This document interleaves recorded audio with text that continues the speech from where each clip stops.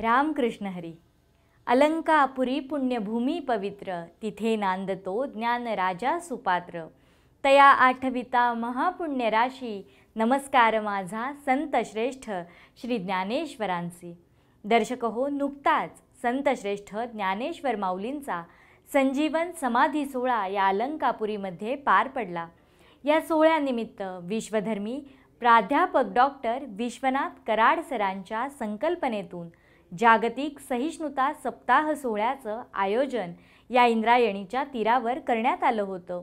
MAERS MIT शिक्षण समूह, विश्वशांती केंद्र आळंदी यांच्या वतीनं तीर्थक्षेत्राकडून ज्ञानतीर्थक्षेत्राकडे हा 7 दिवसांचा विशेष कार्यक्रम आळंदी इथे पार पडला.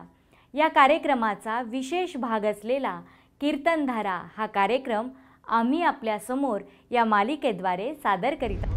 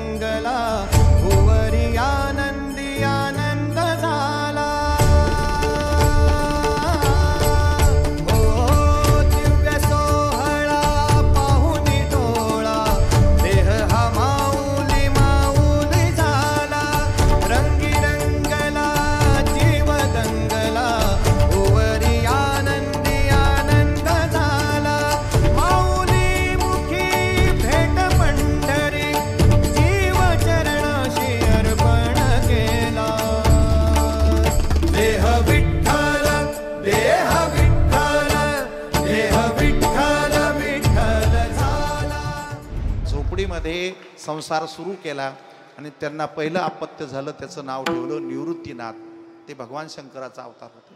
2 वर्षांनी दुसरं अपत्य झालं, त्याचं नाव ठेवलं ज्ञानेश्वर. ते विष्णूचा अवतार होते. पुन्हा 2 वर्षांनी अपत्य झालं, त्यांचं नाव ठेवलं सोपान. नंतर 2 वर्षांनी झालं, त्याचं नाव ठेवलं मुक्ताबाई. असा 4 लेकराचा 8 ते 10 वर्षाचा काळ गेला. परंतु लोक गावात येऊ देत नव्हते, तिरस्कार करायचे, पाणी भरू द्यायचे नाहीत, कपडे धुवू द्यायचे नाहीत, वेगळ्या नजरानं पाहायचे. अशा अतिशय वाईट परिस्थिती असल्यामुळं आपल्या लेकराच्या मुंजी व्हाव्यात म्हणून ते सातत्याने ब्राह्मण लोकांना, देवबाप्पांना, त्या पीठांना विनंती करायचे. परंतु त्यांच्या मुंजी वगैरे काही झाल्या नाही. मग शेवटी त्यांना न्याय मिळाला की जर तुमच्या मुलाला जर जातीत घ्यायचं असेल, जर त्यांना पुन्हा आमच्यामध्ये जर तुम्हाला मौजी संस्कार जर करायचे असतील तर तुम्हाला एकच शिक्षा आहे आणि त्या शिक्षाचं नाव आहे देहांत प्रायश्चित. प्रत्येक माणूस हा आपल्या लेकराबाळीत सगळं काही करत असतो. म्हणून आपल्या लेकराला समाजात मान्यता मिळावी म्हणून आईसाहेब रुक्मिणी आणि विठ्ठलपंतांनी निर्णय घेतला आणि झोपीत लेकरं असताना माझ्या लेकराचं चांगलं व्हावं म्हणून त्यांनी पर्याक्षेत्री जाऊन आपल्या त्या ठिकाणी शेवट केला. सकाळी जेव्हा त्यांना कळालं की आई वडील येथे नाहीत, तर आता मुक्ताबाईचं वय होतं 4 वर्षाचं. मग 4 वर्षाच्या मुलीचं कसं सांत्वन करणार? काकाचं वय होतं 6 वर्षाचं, माऊलीचं वय होतं 8 वर्षाचं, निवृत्तीनाथांचं होतं 10 वर्षाचं. कसा संसार सगळा उघड्यावर पर्णकुटी, हे सगळं अतिशय विच्छिन्न असल्यामुळे निवृत्तीनाथांनी वडिलाच्या आधाराने सगळ्यांना आधार दिला. ही छोटी छोटी लेकरं पण मधुकरीला आळंदीमध्ये यायची आणि आळंदीमध्ये जर मधुकरीला आली तर सगळे लोक त्यांची पूर्ण टिंगल टावळ्या करायचे. माऊलीच्या मधुकरी तर दिलीच नाही, पण त्यांच्या झोळीमध्ये सेंट टाकलं लोकांनी त्या काळामध्ये. अतिशय खिन्न झाले. त्याचाच परिणाम दुसरा की ताटी उघडा ज्ञानेश्वरा ह्या अभंगाची निर्मिती झाली. असे 108 प्रकरण आहेत माऊलीचे. किती वेगळे वेगळे वेगळे वेगळे की त्या टप्प्यामध्ये आपल्याला जायला जर गेलो तर खूप काही असा वेळ लागेल. म्हणून ते शेवटी त्यांना इथे मान मिळाला नाही. पण इथल्या लोकांनी सांगितलं तुम्ही आता पैठणला जा. मग ही सगळी मंडळी पुन्हा पैठणला गेली आणि पैठणला गेल्याच्या नंतर तिथे रेड्याच्या मुखातून वेद बोलवला, देव ब्राह्मण स्वर्गातले खाली आणले. मग त्यांना ज्ञानोबराय कळाले. येता येता ज्ञानेश्वरी लिहिली.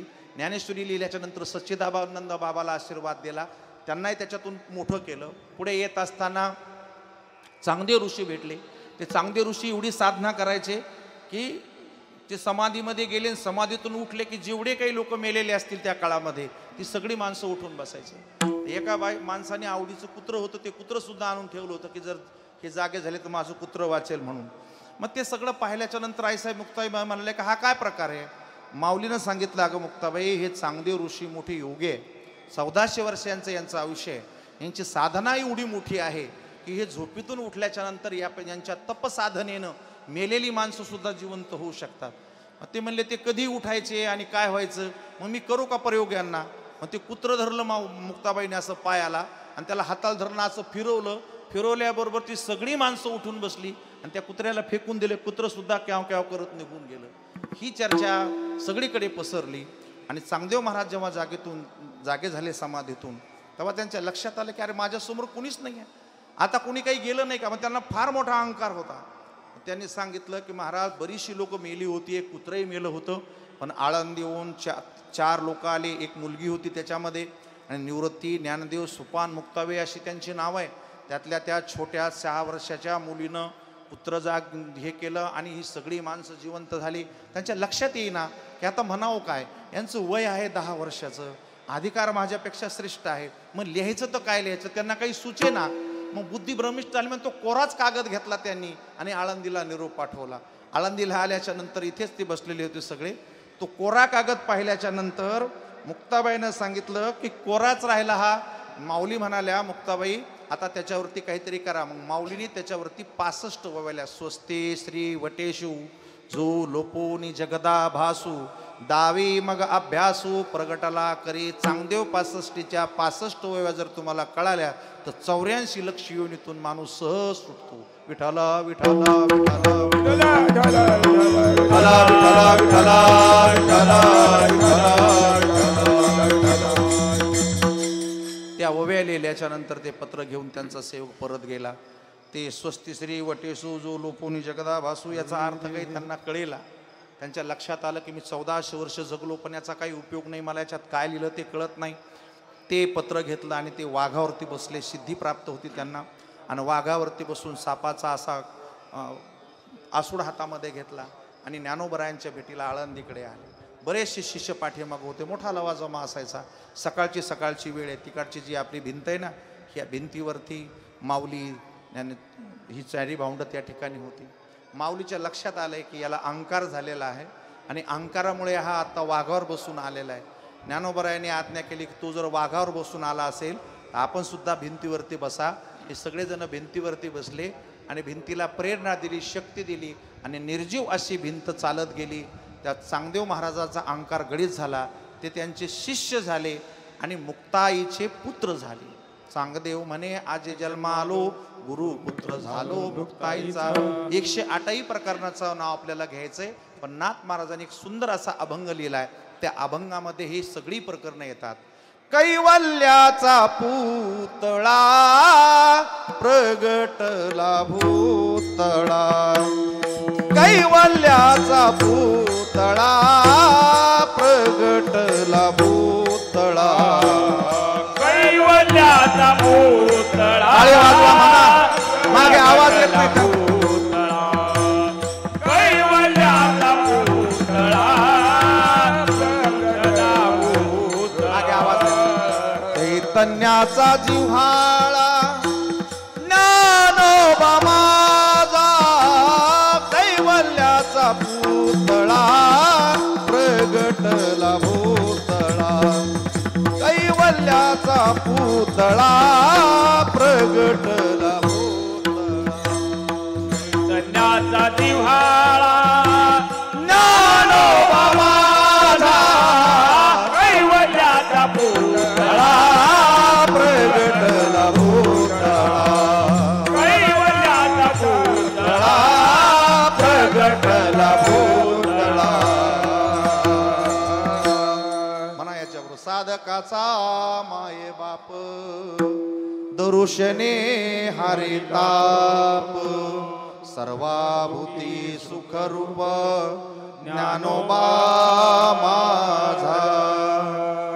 चालविली जड भिंती हरले चांग याची भ्रांती. मोक्ष मार्गीचा सांगाती ज्ञानोबा माझा. ज्ञानियांचा शिरोमणी वंदे जो का पूज्यस्थानी चिंतकाचा चिंतामणी ज्ञानोबा माझा गुरु सेवे लागी जान शरण एका जनार्दन त्रैलोक्याचे जीवन ज्ञानोबा माझा. ज्ञानेश्वर महाराजांची पहिली मिरवणूक मग आळंदीमध्ये निघाली. ज्ञानेश्वरीची पहिली मिरवणूक मग आळंदीमध्ये निघाली. नगर प्रदक्षिणा करून ज्ञानेश्वरी सिद्धेश्वरांच्या समोर ठेवण्यात आली. ज्ञानेश्वरी वाचा, ज्ञानेश्वरी जो कोणी वाचेल तो जगण्यामध्ये परिपूर्ण होतो. मृत्यूवरती मात करता येते, आहे त्या परिस्थितीत राहता येतं. ज्ञानेश्वरीसारखा ग्रंथ त्रिलोक्यात सुद्धा नाही. ती प्रत्येकाच्या घरी असली पाहिजे.